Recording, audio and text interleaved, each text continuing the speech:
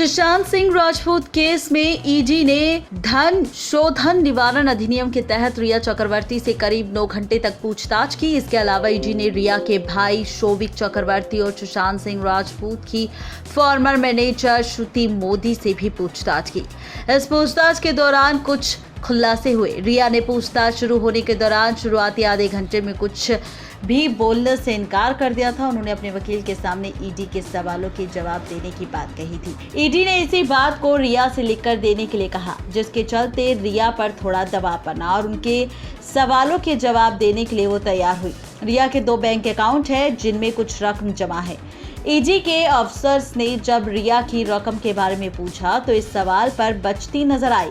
ED के खबरों की माने तो मिली जानकारी के मुताबिक रिया ने सवाल का जवाब टालने की कोशिश की। बता दें कि रिया सालाना 14 लाख रुपए कमाती है।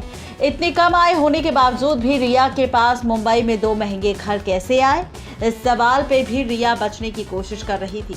सुशांत के अकाउंट से कुछ पैसे रिया के अकाउंट में ट्रांसफर हुए थे। जब इस बारे में रिया से पूछा गया तो इसका जवाब रिया के पास नहीं था। सुशांत, रिया और रिया का भाई शोविक तीनों कंपनी में पार्टनर थे। शोविक को सुशांत ने पार्टनर क्यों बनाया, इस सवाल के जवाब में रिया ने कहा, मैं और सुशांत जब करीब आए तो शोविक और सुशांत की पहचान हुई और दोनों काफी अच्छे दोस्त बन गए। इसीलिए शोविक को पार्टनर बनाने का फैसला सुशांत ने खुद लिया था।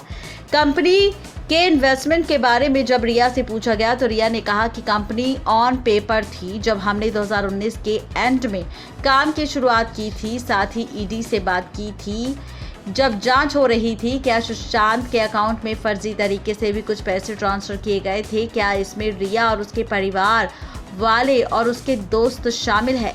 कई सारे सवाल रिया चक्रवर्ती से किए गए, लेकिन रिया चक्रवर्ती खुलासा करने से इनकार करती रही। नेक्स्ट टाइम लाइव से रजनी की रिपोर्ट।